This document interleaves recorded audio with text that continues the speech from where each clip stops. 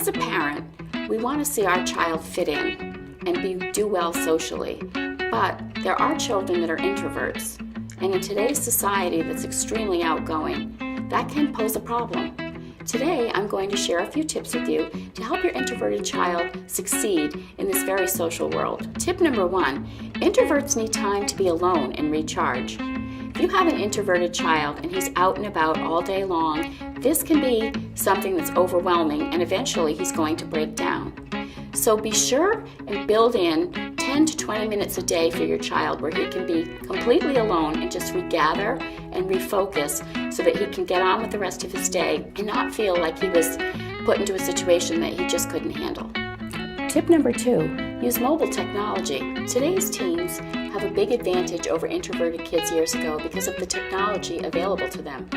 They can reach out and socialize or communicate using a cell phone, instant messaging, and they're doing so without anybody watching. They're doing it from behind a screen and they're still able to be part of what's going on without feeling uncomfortable. Tip number 3, get rid of labels. The worst thing you can do for yourself or your introverted child is to hang on to a label, like saying, "Oh, my child isn't social, he's got a problem, he's introverted." Instead, accept him for who he is. Introverted kids can be pretty fascinating, so give them a chance, and when they're in a social situation, don't label them amongst your friends. Tip number 4, help your introverted child seek out peers.